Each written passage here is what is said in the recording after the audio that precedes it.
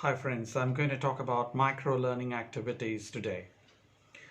It's quite important for us to think about new strategies of making learning interesting, especially learning of the second language.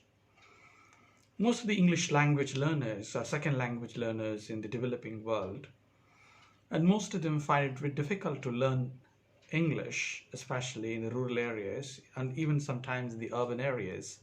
For one reason, they don't have right learning strategies or learning solutions available for them.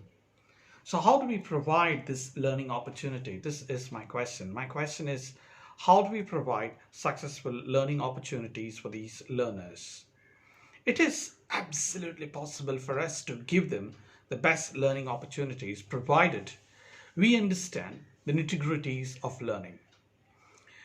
Learning is essentially all about providing a customized learning inputs, contextualizing the learning input, creating interest in the minds of the learners to explore the learning process and the learning inputs further. In addition to all, learners have to apply all that they have learned in real life. This is when we really get to know how do we make learning more effective and efficient. Learning can be more effective and efficient only when teachers collaborate with learners all the time, understand the challenges that they really face in their day-to-day learning activities.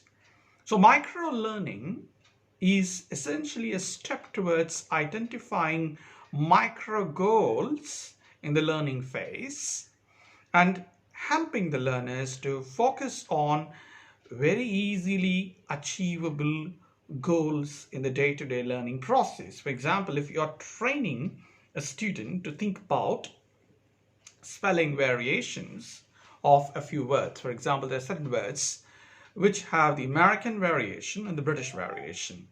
So if you're going to teach the students about these two variations, you are expected to sit next to them, identify the spellings and the pronunciation, maybe the phonemic transcription, and then you'll have to say the basic variation and see how meanings do not change. For example, the word COLOUR and COLOR both happen to signify the same. But this is a bit difficult when it comes to other important aspects. For example, you may have the word object and object, but it means two different things.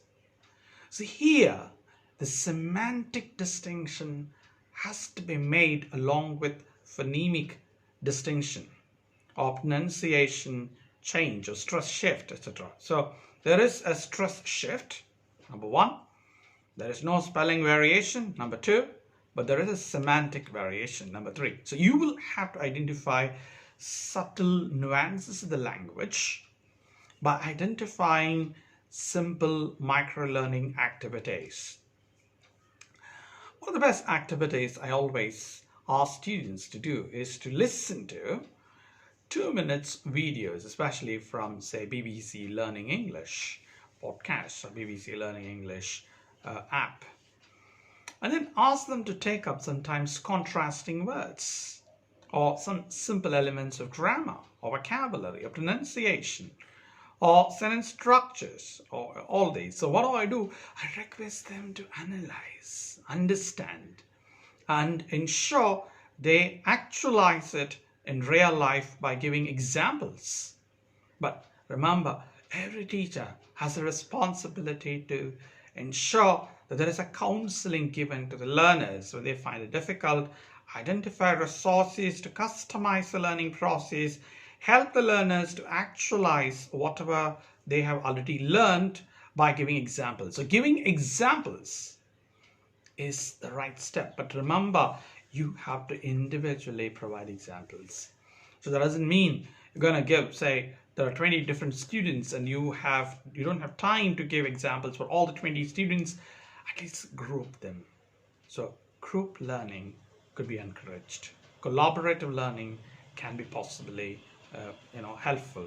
So use innovative means of encouraging learners to identify the ways and means of learning from one another and learning from the fellow learners and the teachers, and involve them in the process of learning and make them understand. Assessment is literally to support them understand what they have learned and how they've learned.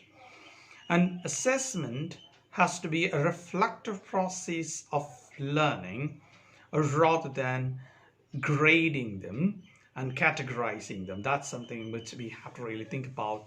So I would suggest micro-testing as one of the most important ways of supporting microlearning. I will talk about micro-testing maybe after some time in the next few videos. I wish I could do more about microlearning, but I'm just going to stop here with these inputs on microlearning.